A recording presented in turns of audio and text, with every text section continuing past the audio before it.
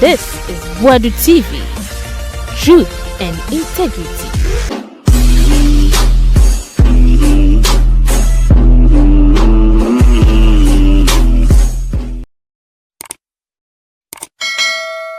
I was on Boadu TV, my mama nyina kwaba. I'm from Brasso. Na yenka was first time I know subscribe. Yen like video, yen comment into comment section. Maybe na ya share that all social media platform. Na JB say NPP for no my coming nim say okay say NPP say media general de omo nko ho. Dia Captain Smart ni JB no mu di o matem nti no omo nko ho. TV3 so ay bias.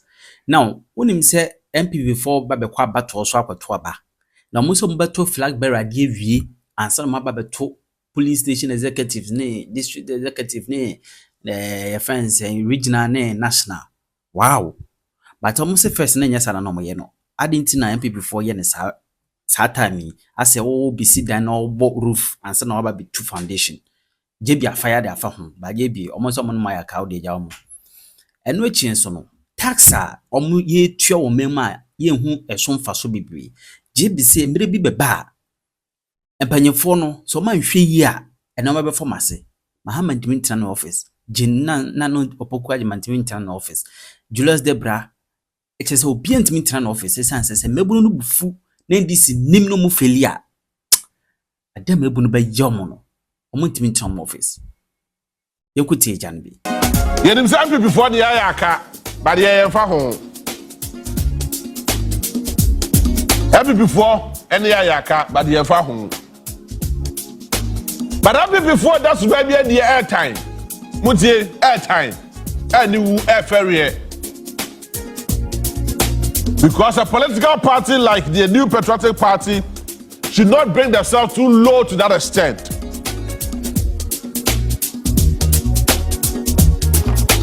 How can you tell me, sir, as a political party, lay a very solid procedural system ebetimi ama kabima mi kabi ejane naso ye na afei obibia oye everybody or anybody who matters in the party ebenya kwanya na the voice will be heard na afei bedru akire ebewi akire a yes ye kwakoye a friend say omo kwakoye delegate conference yes they kwakoye flag bearer and sana e be police station executives every before mo kwada dwere sa de we ho ye den. Does it really make sense? If you see that na boso awie ya boda ni so awie say ba two foundation ade am before ye no no it's happy before they say obo flag bearership no o medical in term asere mo bi hwe a obo ba constituency level aba police station level asere mo ko regional elections asere mo ko national elections but hey the question is when yes are they we who does this so also person sit down na petrol no akwa see a friend say roofing sheet e wo wiem akwa roofing sheet so e wo wiem e twen say oba afina ba two foundation na roofing sheet no ho no na what two foundation asem what to be anya pillars a wo de roofing sheet be si so when yes are dey we yes abe na what are dey we we all know and the system has been so consistent say a bottom top approach not the top bottom approach system that's not how it works. It is some person we are the opinion of Edema Dr. Mahmoud Baumia. More can I get for you now who every stakeholder so we now who say more ya been Edema Dr. Mahmoud Baumia. Simple, so that nobody would disturb him or herself. Because we know can say can the Japan or more contest me. Brother Champ air contest me. And do tube air contest me. It is a fundamentals. How do you go and vote and elect a flag bearer before so we go call you police station executives? Yay! No me pay ni that kofo kasa mo say emu ntie no. Mo fa buo ni ani die fa ma mo pay for so ka ho. Ahomaso sa opposition mu ahomaso je ni hantai e na aka mo. Most of them go to aba. Mudika go to through the other side to form there. The who influence I said there no because you know say a form there no enko ye fa mamu. But who is forcing you to be democratic? But I wasn't supposed to enjoy democracy. But I wasn't a democratic party. But who is forcing you people to be more democratic? And democracy did not come from that level. It starts from the bottom approach to the top. But not from the top to the bottom. It doesn't work like that. Now, if you want to want to kukwasa, and a move and now you will not go for that election. But the other parliamentary candidate to say, hey, about what they ever call. Sadia NPP 4 years, the leadership of NPP, you are becoming too weak for our liking. You are becoming too weak for the discourse of our democracy in Ghana.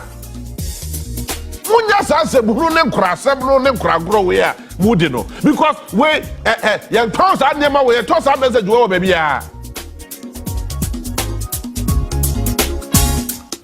And see a say hey. I'm watching a crack at it, almost a month past idea way, a Subahunu, Subatan time, a Gia, a coffee idea way by a Gia, a Papa, it's Mamma Bias so, NPP 4, Bosemo Quaquay, Mukako Bar, it's not a Mukoko flag bearer, I said a Mukoko police station executives and then I so for Eddie Abasso. Yes, I made the worst idea with me. Who could die? What's the medical cobalt roofing sheet? But see, my boy chance and that so they see one more. I ready foundation be a jinaso. It's who go see we and some of the pillars are be see one more now. Meanwhile, it should start from the foundation, the pillars, so that no chance that make a proper be so ejina, not the other way around. Or is it to say that the NPP is confused? Even before you're confused, Dada. And I still know when you say, Omuni Abamu. And I'm watching to remove the third. Boy out, so people are rejecting that approach, and of course I agree with them 100%. You say, Obey Justice Report Kodia, Yantwan Baba Mouse Brabeye, Braben detective amount, Dabi. Yet to abide the mouse there, Saturday night, John Boadu never been Koye. Debra, the first is such a Fabra party name. You are the CEO of the party. Take a decision, and these are the same people who voted for you to becoming the general secretary of your great party called the NPP. And the member, Sanko for the sense form, all the name said, you want to gain power again. But if you want to gain power, you should come from the grassroots.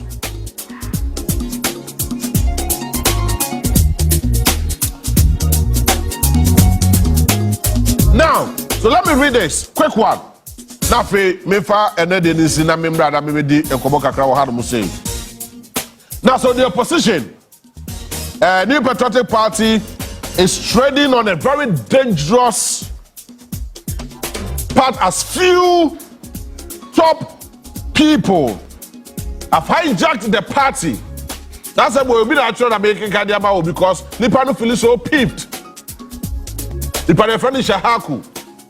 And Okasa we say, Nakuma, and the one you so say, and MPP party, Kakrebi na hijack party, no. It's my pain that I could for Kaya Fadin Yashi. Sasso no my pain that and another Kufar, I don't know for that for a fact. But this, I said, the creeping normalization of the top-bottom approach to the party's governance, where few elites at where apex dictates the direction of the party, is threatening to the turn once a vibrant political party into a hollow machine of patronage and authoritarian control.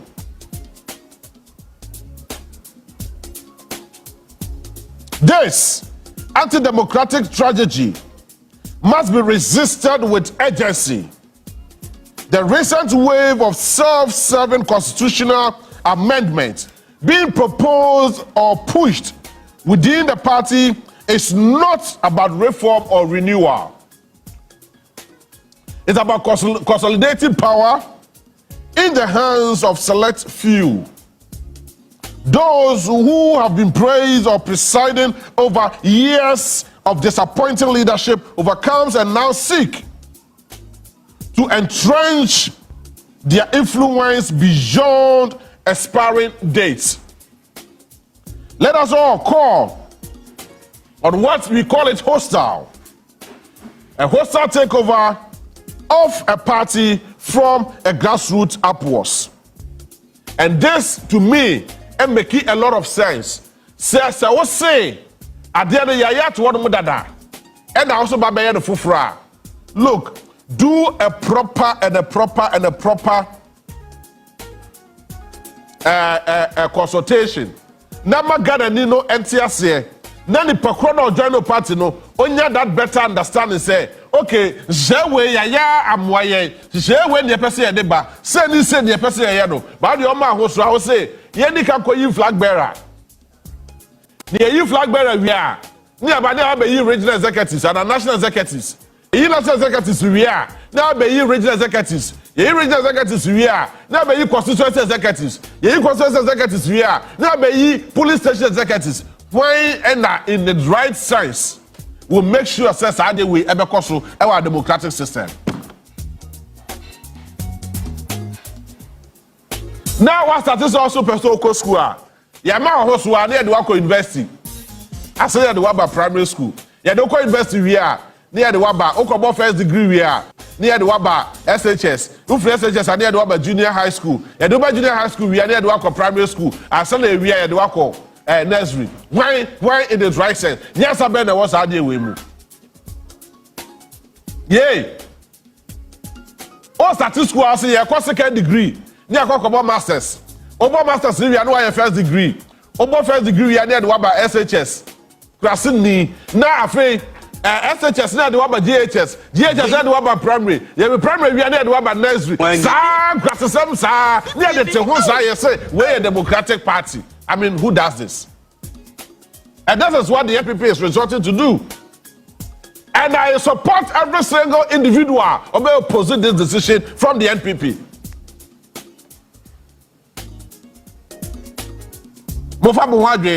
If you want to win power again, do the needful. And no, and a bit to me abuamo. Mama Frankra, and that's the Defa Masasu. Insecticide spray. Yes, spray ye. Now so ya boa Fahani here. Abamu call for the abamu paying for. And then see Enna. Benoka say there is something written in the Constitution in front of the directive principles of state policy. It's just say, okay, chapter 7 of the Constitution now. Or say abaimba. Na obeye juma. Na ni nyuma na oye no. Ogusu eye na ne mraso na se wanye nwie na abafoforo eba sa abafoforo no eye na sede na hyede se obeto aso toda ya so it says and of course Supreme Court define sha SHALL say eye insha Supreme Court define sha SHALL. Say insha. And the man will be now, so when you read that particular chapter, now okay to say sha. That is say the man abandon be say.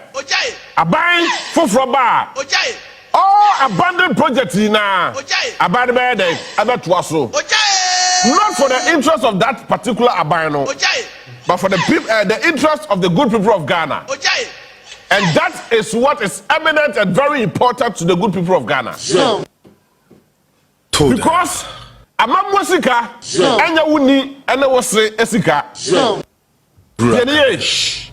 Among Wasika, near the boom mine, near the Cisco dying, near the Yaquine, near the SC hospitals, near the Yabi, a man, the power to be a and ya wuni and was sika wakwakobo se free and out there ya bosom no bedi wechi and ya Ghana for to boa and ya kakra wa ya titi ya bawremu eye and no enti ena sa dwumadie no anasa sa de no ekoso enti enya wuni ana wo se sika bia wagya to ho no mo na japade bia wagya to ho ena be ka tell say me kwakoto sa japade no na manyeska na de akwakoye de e de kwakoye sa project no it doesn't work like that. Ghana, as far as I know, you were 200 years. You were never 100 years. And my Ghana sika. Theo. There are some of us, and of course, every single Ghanaian. It's your direct and indirect taxes. And 2 more on my Utia, Unim says, I told you, Utia, Unim so Utia. The same year, some impredious, maybe you should be proud here. No go that filling station, no matter fuel. Far go na me tono. E to me was so say mitua e ka ho e hye. Me call restaurant na me call kopaduane bi adi. Na ma uza mame a. E to ho no mo say mitua. E to de ye. Sa so na any other activities bi a me ye bi asem impredious nsuo mpa.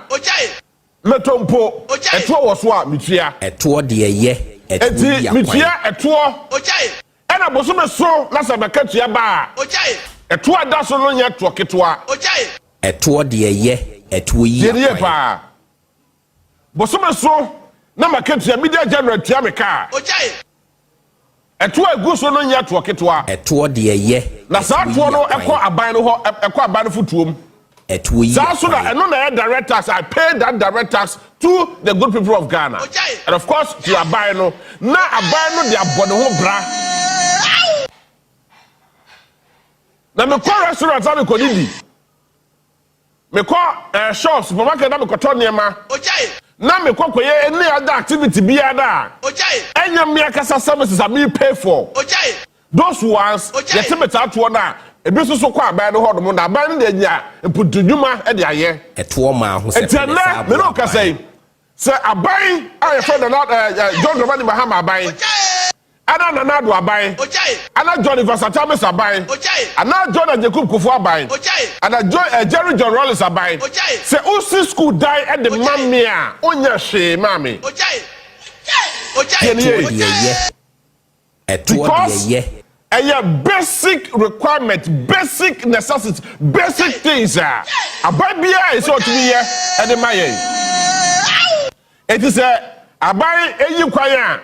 Remember, buying from the general, my year 21 kilometers of roads. My year 10,999 kilometers of roads. Hey, who see, oh, yeah, Kamamia, oh, yeah, she. At what dear ye, at we because. And you captured in the constitution say aban bia na sadia say so yi akwai etwi so sisku adai etwi so man nsuo so provide ayaresabia hodo ene nasefo yina.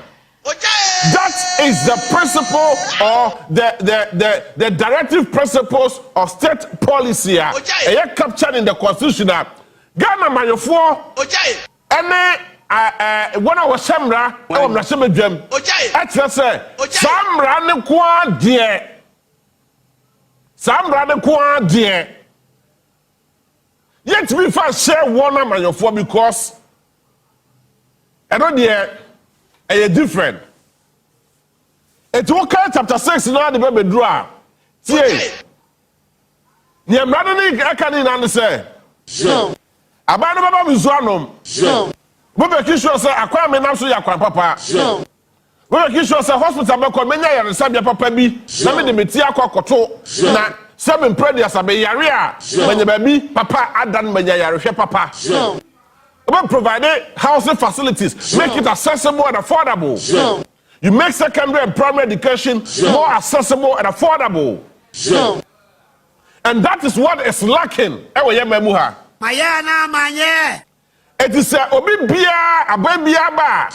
No, take advantage of that particular chapter 6 of the Constitution. Na fei, no asate na odi sebunu. No asate no so. Aba we ba no wa nya nti. Na biso bi nya to ono na biso bi nya me de. Somebody na somebody. Na na do da kwakufu ado ba ye na ye nim. E ye nim sem, ya fe na beka ho asem. Excellency na do da kwakufu ado. Eba two project Aba paini dada akufo eja to hono mo a. Na dada akufo do amfa wa mahu wampo anka so ba beye. Someone It's also the late Jerry John Rawlings. Eja project bi to hono mo a. Yewra ma paini dada akufo ba ye wa mahu wampo so ba beye. Yewra akufo eja project to hono mo. It's also the late John Evans Fifi Atamels. Ebaye, also Mohu one post of Abaye. One example is Sofola interchange in the Ashanti region.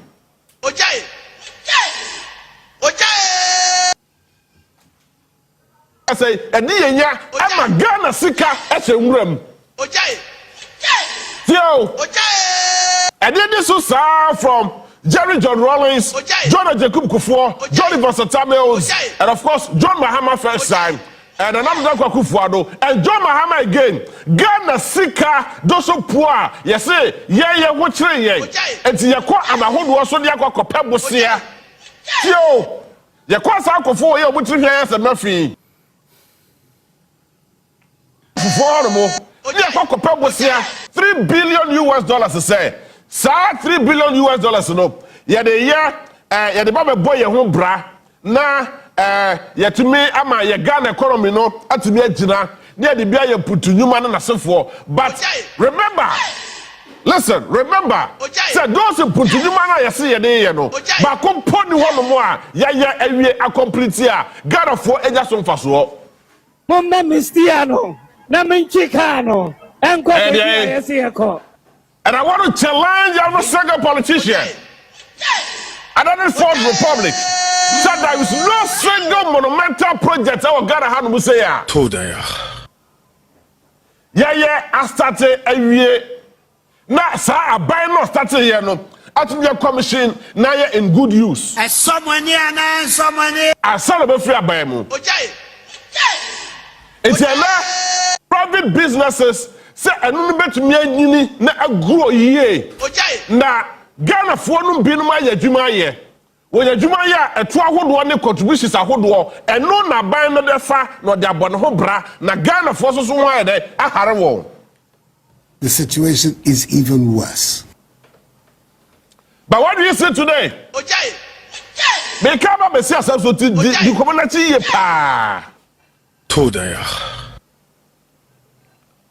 the community, because say abandon to me and create that enabling environment.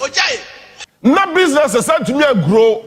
Obi aye na juma, nkofo nya ska gu oboto bi. Nkofo to me koba, nkofo to me harewo. When the traffic so, and then mahodo e cost so say as planned. And that's the way I was see pa. Of course. You got 100%. About being the one moment can see 100% enabling environment for the people. That be a bit see that. A bit Fellow Ghanaians. But Abana should be able to create an enabling environment, an enough enabling environment. About businesses. At me, I tell you nice so. Businesses will not collapse. And they have a cost so. A conformity to me a call Abba.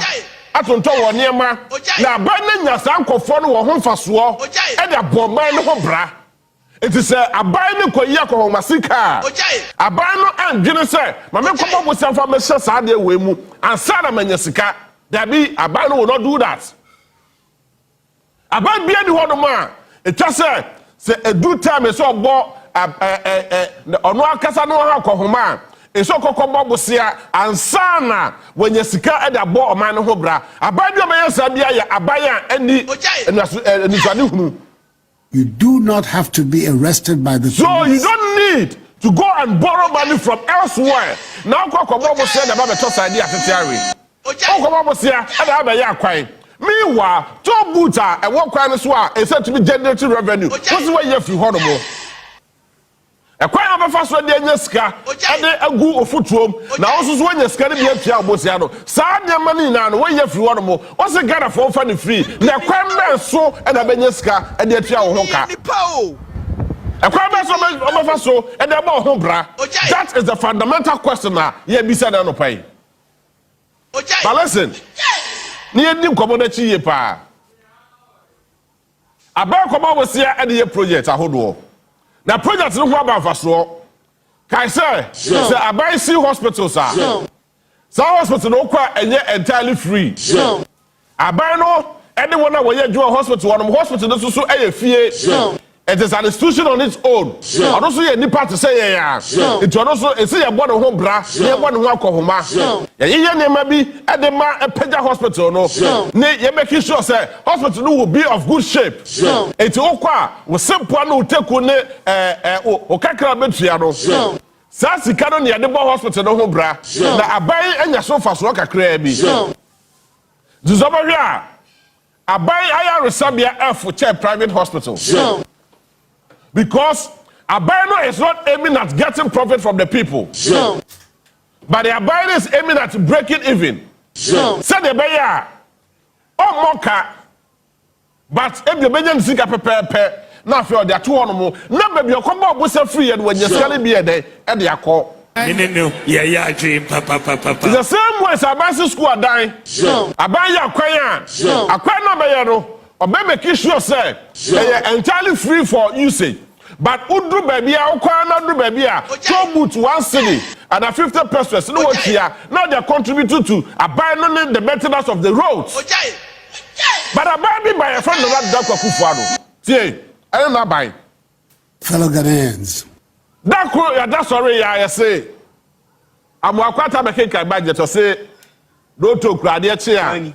Abekom na shebe dwam ne ye afiri ho domo eni nansa ya mo pre na Amakwata former roads and highway minister ebo pre say ye afiri ho domo.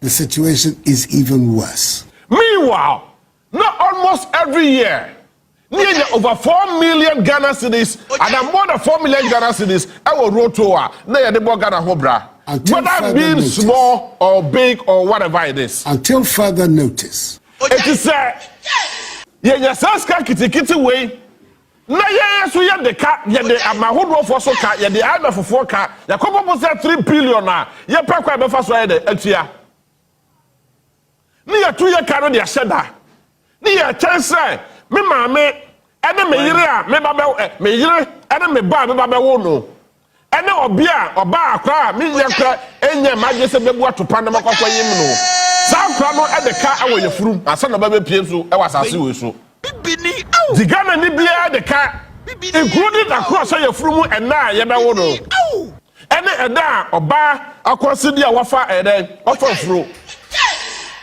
These are the fundamental issues ye face e wo ha no mu say so ye ma me esla wusu so be kai a wani e ka say I don't know say ka say emamwo buo yes, you come up with Sanaka or no, the background between Abu Oman. I am only paraphrasing what she said.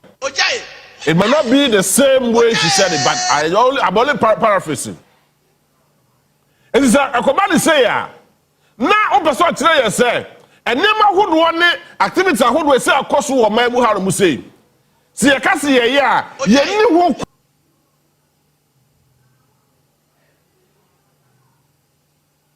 man kasa entimi generate in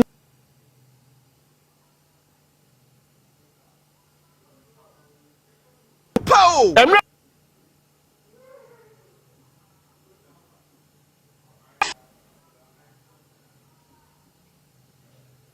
ba ye no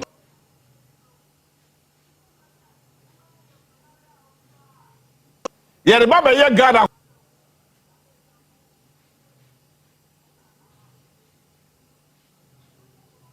Person throw a challenge.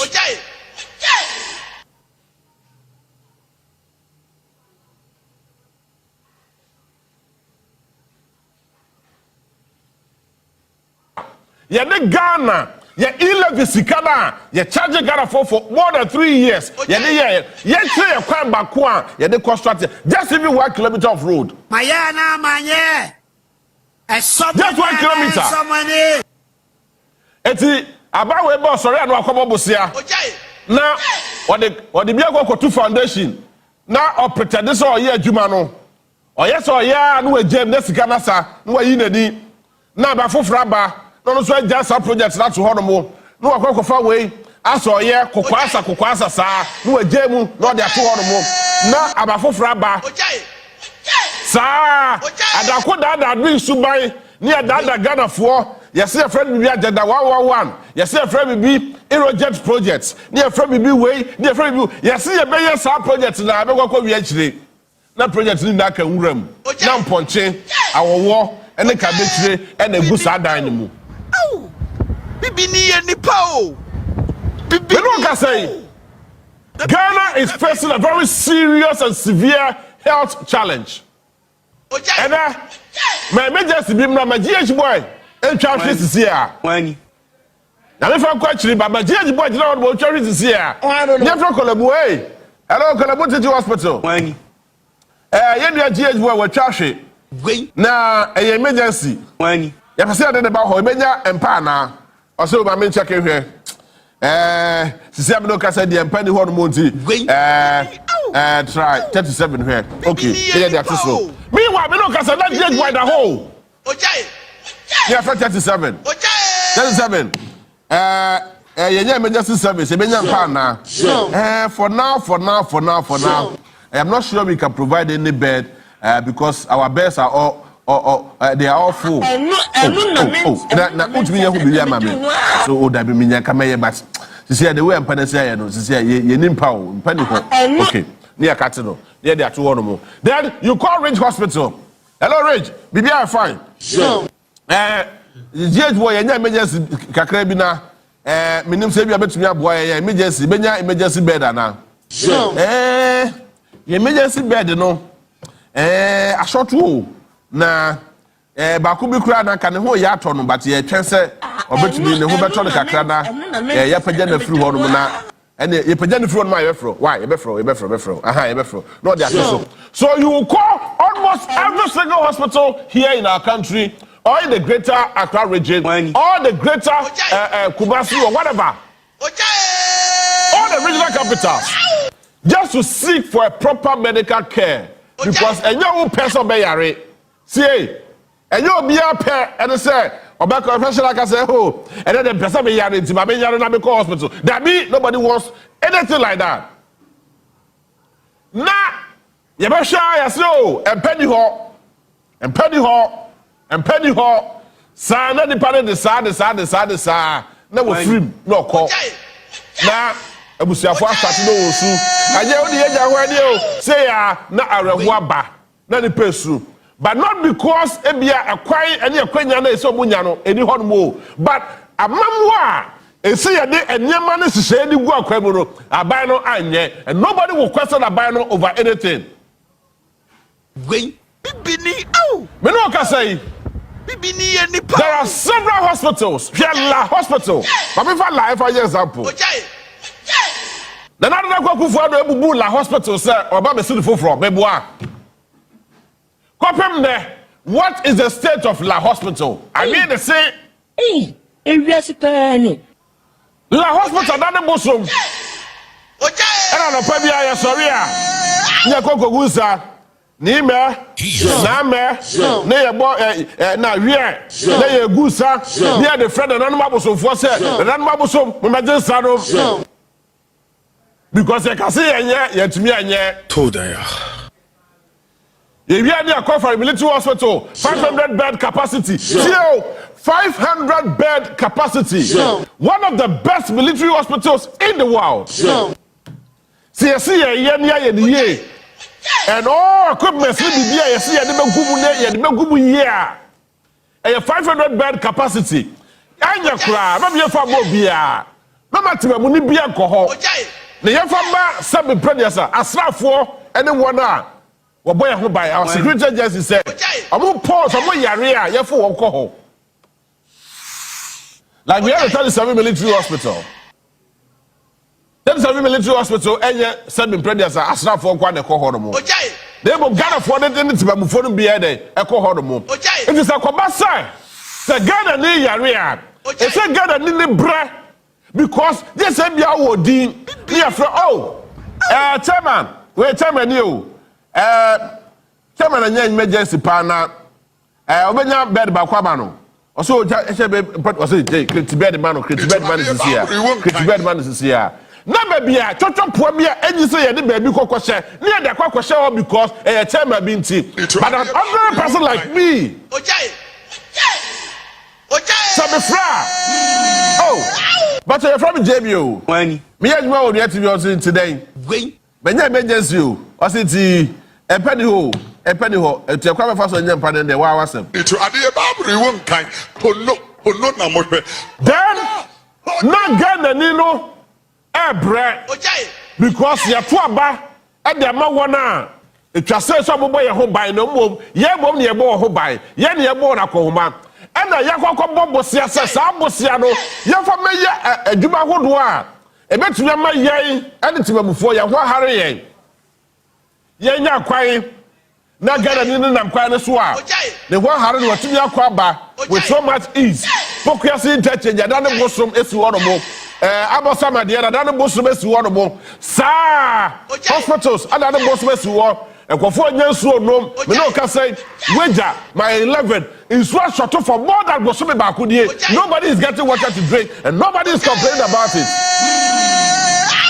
It is just because you say about way by and best start here na ba foforo ba na je de and of course and am say srade ni ho a ye be pone sa srade na free ho nti aba ne ba no agya de ato ho no aso nim no agya de ato ho. They think they are sensible and they keep on making mistakes. So the directive principles of state policy yes said na manyo no say yes say e de ba wo sa eno kwa say de ye ye free ho no eti say we hospital at the honomo na enya ya 250 bed capacity enya ya and from your because at the end of the day he will not benefit from that particular hospital.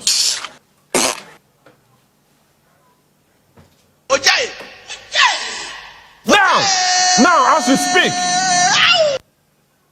there were over 750 bed capacity sitting in the bush in the Ashanti region Meboa. After 500 bed capacity. And there was Severe Hospital. Severe Hospital, yeah, you. I told you, man, the conditions, be behind your good way. But you know what? I can't acquire you betcha and the alcohol. Sakwan, you betcha the alcohol, but Sakwan, you ain't trying. And then the Bukari and Beko Hospital, you ain't Sa Hospital, not to the for 8 good years and then another Dako Kufuado. Memoir. 8 good years. I don't know that Kufuado. Na Kwakwaji Mamenu, Kwakwasa, former health minister, Kwakwasa, sa what we completed that said hospital. And you ask yourself, say, what kind of people do we elect to rule us? Is that what we call leadership? Is that what you call leadership? By inspiring people, by making sure that and you see, the money I was saying about waiting Namuni said. Yes, sorry, I did the what to talk about hold off for so. Yes, so call UK. Oh, but who's animal way. Oko Dubai. Oh, you enjoy this, you see this, you see that, you see this. Oko US of A. Oh, yeah, way. Oko Sweden. Oh, and then my fellow Hodomo. Oko Ukraine. So you're paying further to two quite Mekamba could be Rwanda. Kusibuafo, former public sector reforms CEO. Meaning Sesata no call Rwanda down. And no call Rwanda bakubaye. Ghana have want to be Enumja. Kusibuafo, Ejanum wa Ghana head jai. Somebody reforming the public sector. Hey! And today, you ask yourself, say, it is public sector reforms, and the public sector reform, and necessarily, say, Ghana for, I am a Ghana for any, we don't have any better securities among us. In terms of our health security, food security, and what have you. It is Asante atima gogo. I am a boy, Ghana. Asante atima gogo. Ko what to see ya? Udru hanu mo a. One of the biggest plantain farm in Ghana. I was Asante atima gogo. Mali for me fa. Na mo de akomu krom. Na mo de akwakoye omo ne ba. Na Ghana hanu mu say ye ni so fa so. Bibini ye nipa o. Ti say ba ira ye di. Ye kra e de ko UK. Ye de bi ko India. Ye de bi ko amahodo so. Na mo nye sika bo. Acha ye wo Ghana hanu mu say. It wo pe bi ato wo nya bi but amahodo so de abu. I am a boy, Ghana. It is Sikaso. So we do not have a specific, proper, laid down planner. Yes, sir. There was 10-year development plan. That 10-year development plan way. Say, Ghana ya jetum. It is a baby ano. A no making sure, sir. Or follow that strategic plan rather than the political manifesto, sir. Yes, way you baby ko kite. You be I confirm na ba na tuko. You will confirm this be Jida. You ne sada. Ne de asofoton. Na you the way friend say agenda 111. They are going to find one district, one factory, one district, one warehouse. They are going to find policies in Bassa, Tata, near the Ababe Ghana for so. Yay! And more come be a sissy warehouses are hold war Ghana ha. I don't know that Kufado. More warehouse are hold war Ghana ha to say. Which of those warehouses are still in use as a stands now? I am a boy, Ghana. It is Sikaso. O me nyo here my. Warehouse obeying the one Ghana had to say ya. Now that Kufado, or the Ghana Sikasi ya, warehouse no, yeah, you should see ya. Somebody should tell me one, just one. I am a boy, just one. Ghana. It is Sikaso. O me nyo here my. Babino can say, go to various places. Yakwa Sangleme, ya dine a sika, Bussia, ya combo, ya see the baby see a dying. And then I can uram. And I done it and not here. Odo suffer one not telling prugu. Because Kwabdane, as he done in the Danto and the Sihomo, she named Batsikadasa. Abayan Faho, yes, the court, and the courta, and Kwakusifi. As it starts now, we are still marking time on the case for 8 good years. Ghanaians are still marking time on one single project called Sagleme Housing Projects. I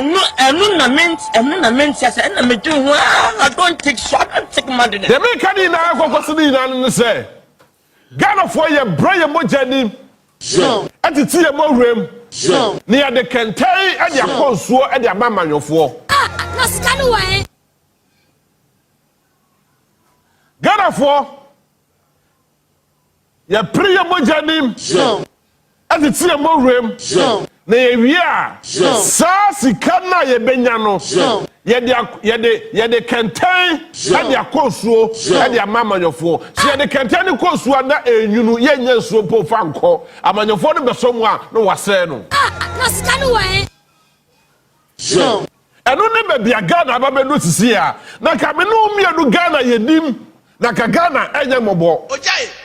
But as it starts now, Ghana is at a crossroad. I am a boy. Yay! Ghana, you need a papa Elfaso. You need to papa Enum. You know, Mukania Basa. Schools, I would want to know Kasai. Chairman, would to be Kwaji schools to be so OC by virtue of the fact that, or your chairman, regular chairman at the NPP. Or this school down, no Kasai, school down, that's just one was a seer. I watch one punya. And then at one punya, yeah, at one punya, those places. I do like so. For 8 good years, chairman to me as a school down. At one Kwawoma, yes. Thank you. So we are wasting our resources all in the name of buying any continuous project. It's a buying the project be any project and any faster. Oh yeah, Ghana for Musorio, Ghana for Musorio, Ghana for Musorio. Na Kasida Makofanoti Teaching Hospital. One of the biggest referral hospitals in Ghana.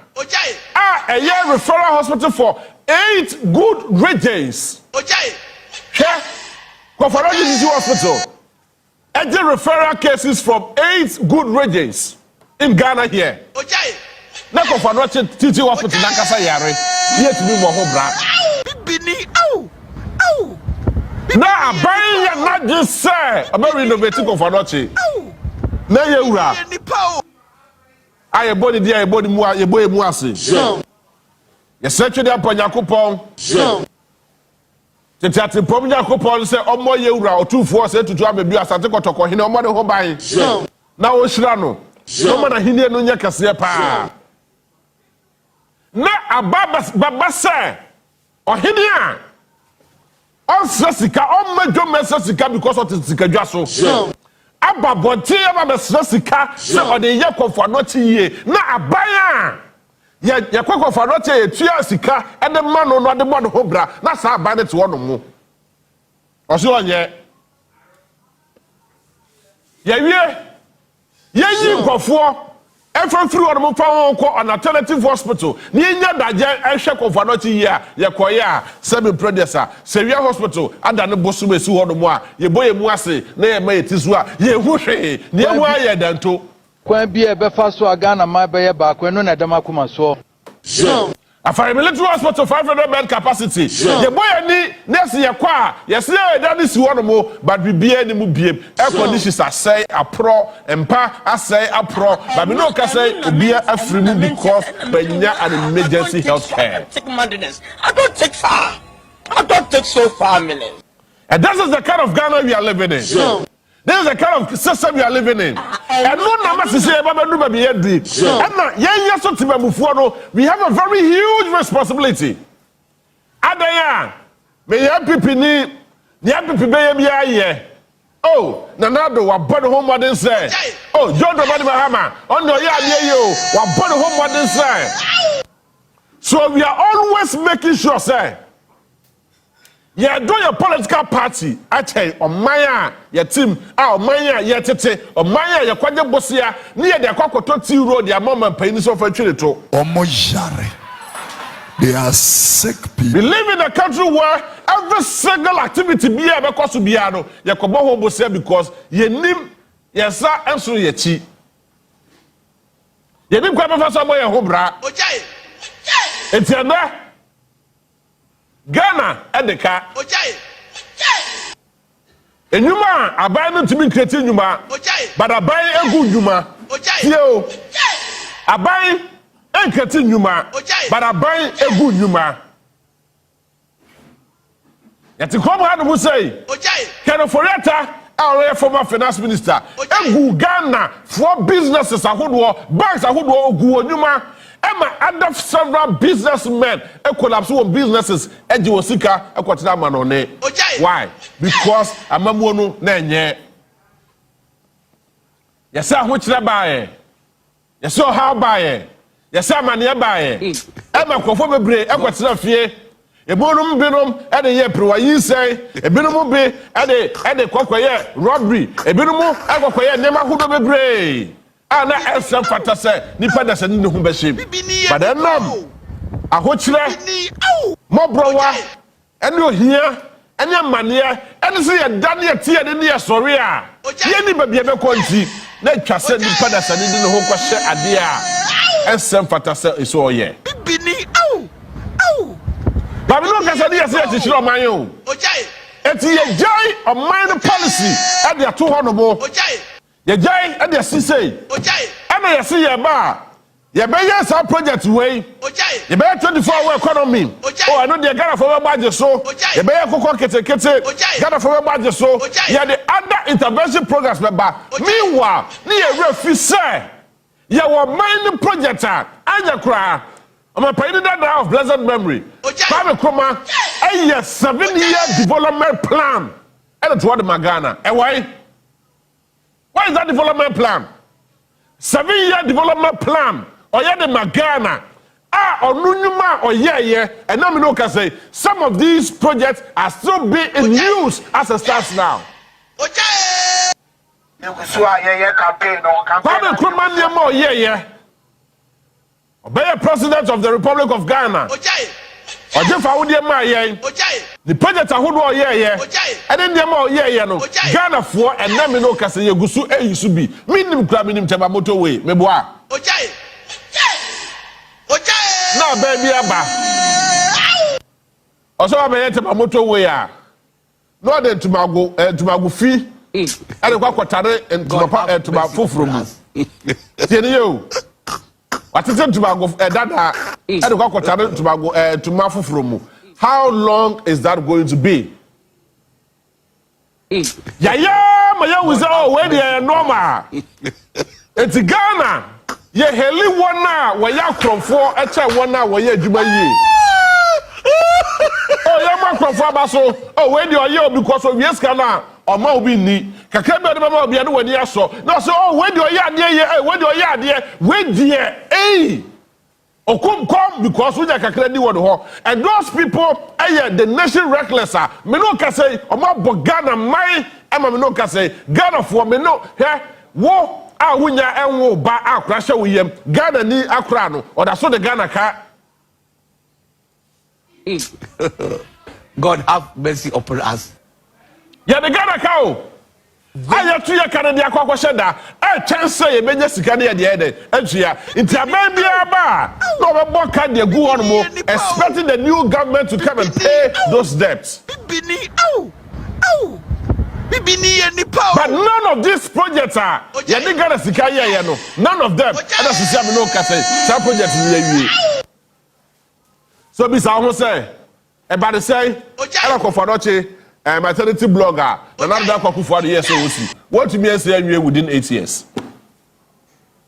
Meanwhile, remember clearly COVID-19 about 2020 March and a year another kwakufu so and invite up him so you were said to baby you as a thing anyone leading stakeholders say kwakwa jim pose me dia to on mo on be see some maternity blogger I'm a penny dada Jerry John Rollins. I yes so say one say we. We jat to one more obebubu no esiye me no ka say ade no so da ne bosum a the anniversary. Just on the premier. The CEO of Anoche ekobu say dey go home. Na no mo say ni onu aje so we. God have mercy on us. Yeah, the South Sudan they are trying to how the name of party's interest. And the South Sudan they are trying to how the name of party interest. And then this is about me year no more back with some no more jahor no more. Minimum crab is not using him Tafo Government Hospital. Tafo Government Hospital under Jonah Jacob Kufuor. Jonah Jacob Kufuor at Jesa Hospital then is Honomo say or Baba Yanwa in the year. Say the Baya. It be easy that congestion our confront to hospital hall. But no can say, hey, Charles, I had the Bay Hospital no. Luvers. And then that's for near my own me now, near my new me now, a pro. And I do about Chamuko. John Mahama Ebaye. Uchamuko, ye wafane sanka. Johnny Basatabes Ebaye, wafane sanka. Jonah Jacob Kufuor the starting here. John Dramani Mahama Sanso Babieba, we know can say, Unyafa the Sankai. So the fundamental question is that, I didn't see a Ghana ni adia, or ye Ghana ni abrosa. I don't Ghana ni Ghana ni abrosa. I don't take Ghana ni adia, or you know who, sir, actually be, or so who met me actually, no Ghana ni at me abuano. It's Ghana ni ya de Ghana ni ya na ni yes so yes I de Ghana. Meanwhile, I dey na wo je de akokoye no enya wo de ya. What na omani na na mu. And wo akokoje sa 2 minutes say, o de yes I de we de Ghana for. And I want to remove the and the go baby you too far go. So, everyone kept 3 points Now come be to a good yakase no boase new months wa hafo any other places takwa insuta any damine na say for go there and see for yourself the way ya gudie na yetu no e dey fa so dey nya free so ya fango na yetu no fa so be dey nya free so ye na wana wate wono mu po nsuo keke mpo wonya bi kura no wada no enu na mint akwa keke mo nko obuase ye time over the weekend I was there enu na mint ya se obuase ye time ebrante di adwuma ye emaburu edi adwuma ye e wo obuase but the hono mo e da sika kokko na kasa e ho na hye ye ka de say ya na wo de adwene ne yansa atoto ho na ma ne yansa wo ye NPP ni nti ye ka bia ma aban bi nti no ye ka bi fa ma ban but o ye this ni a dwene wo ye e de si ban so mo adwuma mo aye a na ti sure say wo adwuma no be reflect e wo wa kasa widiem na tumi abo afoforo no so Sasu na NPP ni afa wadwin ye na make sure say ye Ghana see one because in the absence of Ghana there is no political party. Meboa. Say Ghana ni one more. Ye ni NDC and ye ni NPP. Oko takwa insuta. The honey wo me. Na ko the standard of living. The state of the place you took magnesium and if you want more magnesium a day a day it will load more than 20 baskets of magnesium and the carbon on it. Ironically that 20 basket of magnesium you load a bucket back and you the ball Omani na yedi tia workers ka yedi administrative work de yedi ye never be brave e wo ho no mo a e ma nipa so a day one day yedi 20 basket and ko yedi 20 basket and ko no na sa basket no emu ba ko pe e yedi tia workers e wo ho no mu na aka yedi bia administration adwuma am be kura sa so aka so you ask yourself say so 19 basket na aka no e he fa na e ko Bibini, Bibini and Nipo 19 baskets a day, I have an call. And so, how many days do you have in the week? 7 days.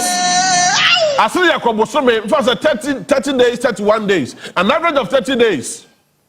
I call VHD, you had the basket back, pair, and the board man of Bra. If you consult here, most of the guys over there, live life beer, you know, a Germany hall, it's 7 previous. A bit the Bayer Marsem, a bit and Sanum, I mean, that's to buy 10 times, but for me, I forgot anyway, so yeah, but the woman was sure because that is the opportunity left to him or her. 31, 32, 33, go here.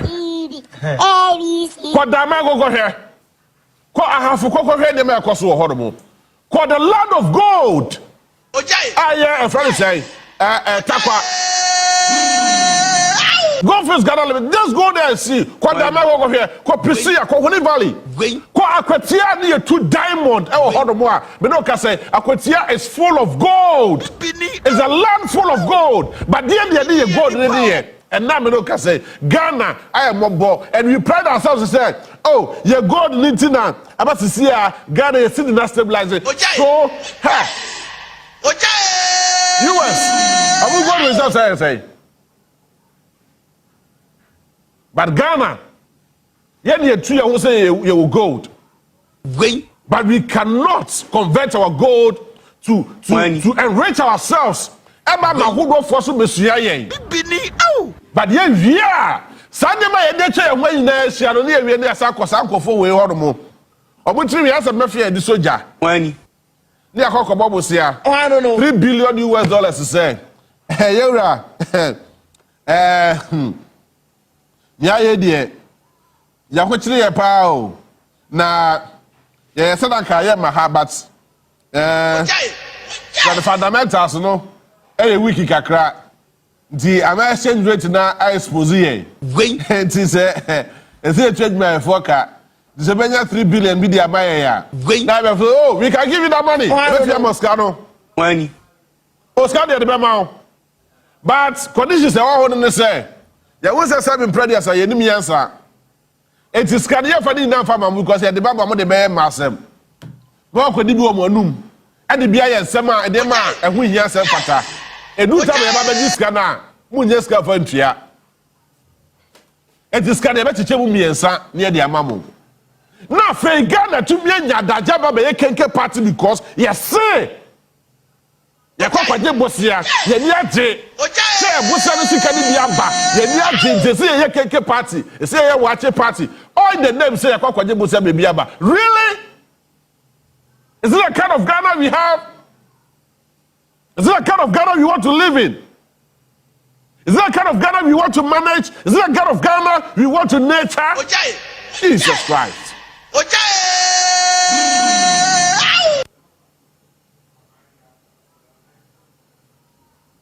Meanwhile, there are corrupt certain individuals. I don't packet dollars, euros, pounds, millions of Ghana cedis. I don't show one pass. You find not dollars, millions of dollars, thousands of Ghana cedis sitting at the comfort of their homes. All in the name of the fact that they control the system, they control the economy, they control whatever it is. So they determine what should go out and what should come out. Really? But hey, let me sound this portion. Ghana, as I make a wow, make us a dear Asɛm. But Muntia the year pa. Baby, Ghana do wrong. Balloon business a real more yes, Rochelle the Goom. TNA. Balloon, that's a real more is Rochelle and the Goom. The Ghana Maburu air pray. Yeah, pray. Obia kuta the pin. Obia kuta pin. All press of bedroom by their balloon the war. No, they are what to the da some balloon no voice remenya daje and so be tuenya ho akwakodu ba balloon no wo me be what to say e ho de be who say yes say paying for adwenye de e wo krum ha that's a baburu no sorry I am not sure that His Excellency John Dramani Mahama you'll be able to sit in your office. Never Professor Jedano Pokwajima, you'll not be able to sit in your office. All ministers will not be able to sit in the office. And of course, Chief of Staff, and beer or your government, you would not be able to sit in your various offices because Ghana for sorry. Ghana also so you just have to be guided. Ghana,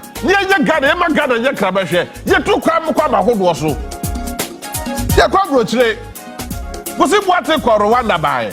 Obedwana nubusa oso Rwanda Kigali ehwefe obedwana num meboa oso akwaye namso wo hu portro ba ko oso da efie efra fi ya hu bi oso da that it's only in Ghana and they do over more than $1 million and they take gata yeah over $1 million they take got them. You see, that is the kind of system man. You create an artificial system. I'm your four creating.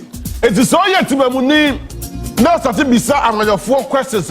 No more start to say a fool because they know you are getting to know the truth. And the moment you get to know the truth, they will be exposed. It's any fire who come sa go for no.